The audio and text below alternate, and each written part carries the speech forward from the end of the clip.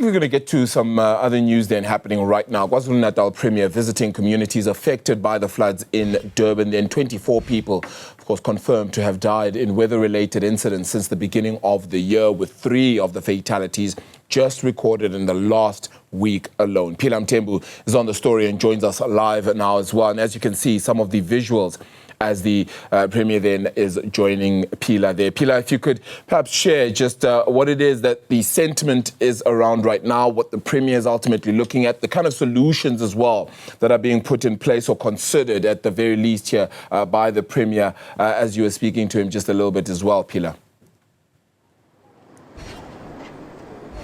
So right now, Arabile, we're actually here in Lamontville. You remember that this is one of the areas that were badly impacted by the flash flooding just a couple of weeks ago, and we had families lose their loved ones. You'd remember that there was also a mother who was washed away here, and she still hasn't been found, we have been told, and also the 3 children that were swept away here. So the Premier is actually here doing this walkabout just to kind of see and essentially get an understanding of how bad the situation is. We did also speak to him a bit earlier on, Arabile, and just to provide us with an insight as to why is this actually being done. He now joins us live. Premier, thank you so much for your time. You have been doing quite several walkabouts here. We've just come from Inanda as well, and we're here in Lamontville. According to your findings, if you could just paint us a picture with regards to that, and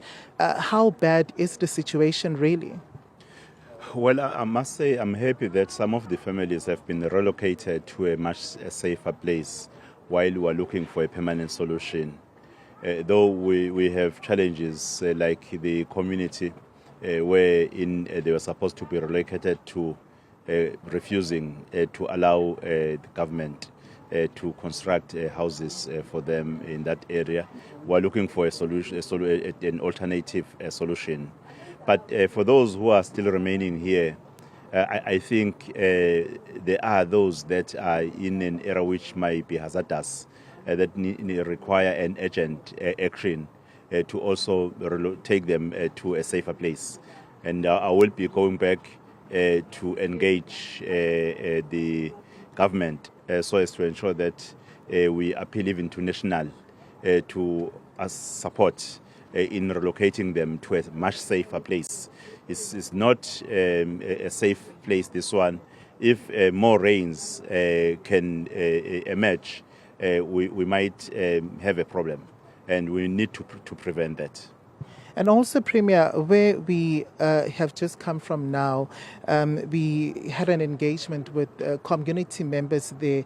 They raised the issue of having some sort of a blockage in the drainage system there.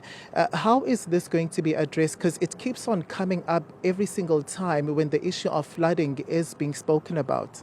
I think there are 2 things. The first one being what people residing around rivers do. To throw the refuse into the river that blocks the drainage systems. That is the first important thing. And also the issue of maintenance of the infrastructure.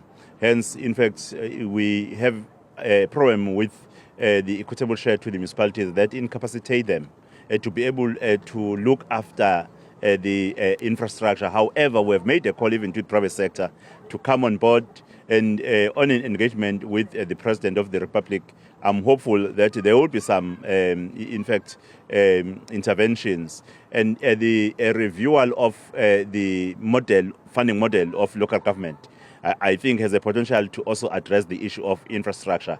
It's quite very urgent that the issue of infrastructure is attended to, especially due to the climate change, which is presenting the floods in the area. I think there's something that needs to be done quite urgently. And for the community of Inanda, the area that we visited, we're in agreement with His Worship the Mayor and the leadership of Ethekwini that they would quite urgently do something to unblock that drainage system while we are making a call to everyone that let us take care of the nature, let us take care of the infrastructure. It's not only the responsibility of government, but it's a responsibility for everyone who lives in an environment that must preserve life. Thank you so much for your time, Premier. That was an update coming through there from KwaZulu-Natal Premier Thami Ntuli. So as this walkabout continues to happen, my colleague there showing you also the visuals of this river that you can see. You'd remember that when there was heavy flooding, flash flooding, this was actually even overflowing Arabile. And also the issue of pollution here. Look at the hazardous conditions that the people have to live with the Premier saying that they're trying to find a tangible solutions with regard to how can this be addressed. Phila, thank you so much for that reporting there. And indeed, the Premier has a lot of work that he'll certainly need to